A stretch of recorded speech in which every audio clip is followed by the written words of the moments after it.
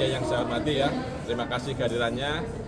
Hari ini kami di Kejaksaan Agung menjalankan suatu kegiatan berupa refleksi satu semester pelaksanaan KUHP Kuhap baru yang kami tadi masukan dari semua pihak, baik itu dari para pakar, kemudian praktisi, termasuk juga kementerian lembaga terkait dengan implementasi tersebut. Dan khusus hari ini kami memang berfokus pada 9 mekanisme baru ya, termasuk mekanisme RJ, kemudian DPE, kemudian plea bargain, terus kemudian bina kerja sosial dan sebagainya. Dan kami sejak Januari 2026 sampai Mei kemarin tercatat sudah melaksanakan sebanyak 620 perkara ya. Dan dari itu tersebut baru 7 yang sudah dilaksanakan dengan mekanisme dengan kuhap tadi. Nah, mudah-mudahan ya, dengan masukan di beberapa pihak, tentu kita akan segera mendorong terbitnya regulasi turunan ya, baik dalam bentuk peraturan pemerintah maupun juga peraturan-peraturan internal lainnya. Itu yang bisa saya sampaikan, dan hari juga kami juga melaksanakan bedah buku ya, dari Pak Rudi Margono kaitan dengan penegakan hukum ya, pidana dengan mengedepankan hati nurani. Dengan mekanisme baru tersebut ya, kami memang bisa menghemat baik dari proses penanganan perkara ya, yang harusnya kemudian disidangkan ke pengadilan, kemudian kita bisa lakukan dengan bentuk kesepakatan. Kedua juga dari hitungan-hitungan selama dengan Dirjen Lapas ya, yang harus kami masukkan ke lapas, kita hitung juga berapa kemudian kos dari baik kemudian makan minum selama di lapas dan sebagainya, sehingga alhamdulillah hasil kajian kami ini berhasil kemudian menghemat kurang lebih ada 66,5 miliar rupiah ya dari 9 mekanisme baru tadi yang ada dalam KUHP dan KUHP baru. Tapi selama setahun terakhir, sama 6 bulan saya ada evaluasi nggak sih? Ya inilah, karena sifatnya kami belum ada aturan turunannya, maka kami serahkan pada praktek tadi. Tentu saya selaku Jampidum meminta mereka untuk ekspor pada kami agar ada keseragaman dari pusat sampai daerah terkait dengan implementasi tersebut. Karena banyak hal-hal yang hemat kami selama ini belum kami pernah praktekkannya, seperti pemaparan hakim misalnya. Kemudian juga tentang DPA ya, perjanjian penuntutan. Dan alhamdulillah selama 6 bulan setelah itu DPA ya sudah kita lakukan di Serang, dan dikarenakan evaluasi bagaimana mungkin praktek-prakteknya ya, tentang prosedur, tata caranya, termasuk juga kemanfaatannya ya, dan hal-hal lain mungkin yang perlu kita sama-sama sempurnakan dalam praktek. Ada 3 klaster ya. Pertama, belum terjadi aturan internal ya, baik itu kemudian penunjuk teknis ya maupun juklaknya, termasuk juga aturan turunannya dari peraturan pemerintah. Ini yang kemudian teman-teman masih di lapangan itu masih kemudian membaca-baca, kemudian masih mengkaji-kaji dan menimbang-nimbang untuk melaksanakan itu. Oleh sebab itu maka kami di Kejaksaan meminta para kajati itu untuk melapor kepada kami. Ya, kami kemudian berikan panduan, baik dalam bentuk surat-surat edaran Jampidum, kemudian juga hal-hal lain, sehingga nanti ada satu kesamaan baik di pusat dan daerah. Yang kedua, masalah juga kita dengan anggaran ya. Memang sekarang ini kita tahu bahwa terutama yang baru itu belum diatur dalam JIPA, sehingga teman-teman masih terkait pada itu. Dan yang ketiga juga masalah sumber daya manusia. Memang kita harus sama-sama mempersiapkan diri ya, baik di jaksanya, kemudian teman-teman yang lain untuk mengimplementasikan mekanisme baru yang ada dalam KUHP tersebut. Media yang saya hormati ya, terima kasih kehadirannya.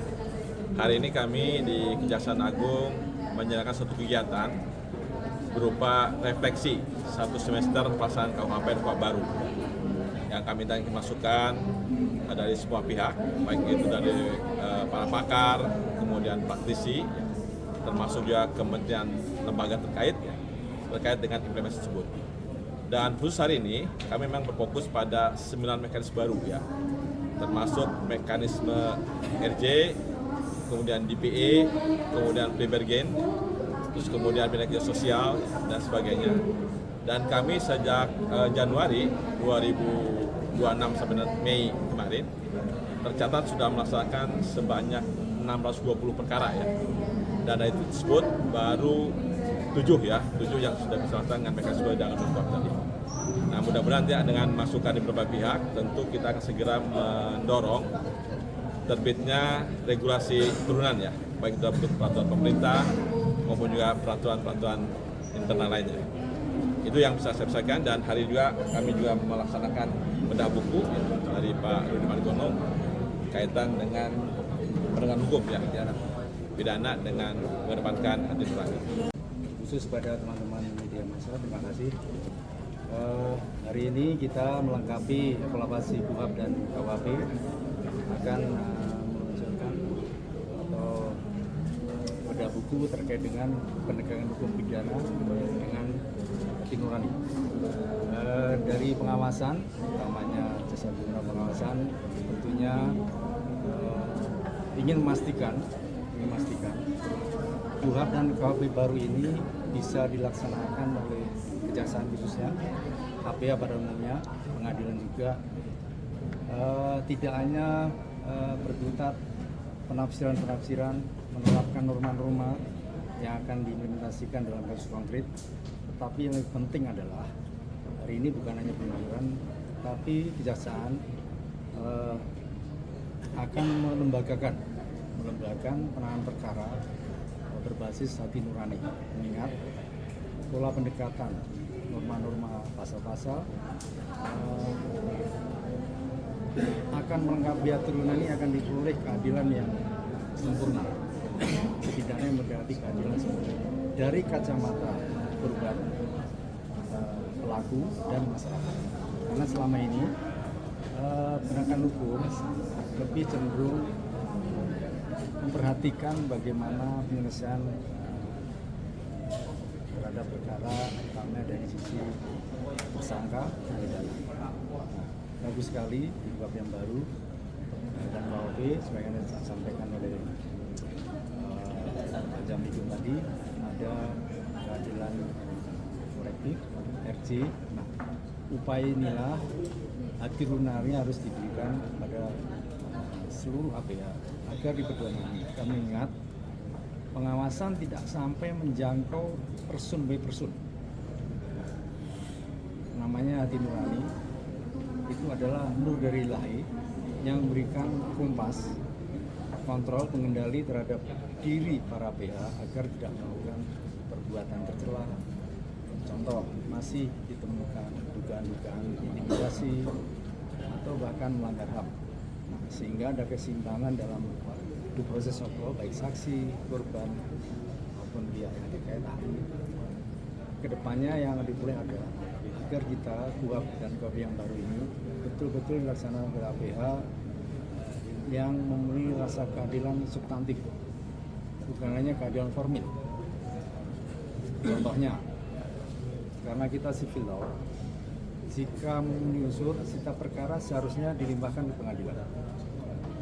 Tetapi dari segi keadilan substantif, misalkan tindak pidana pencurian sandal jepit misalkan, mohon maaf, karena tidak memenuhi rasa keadilan substantif tidak perlu dilimpahkan, yaitu mulai jalan RC tadi.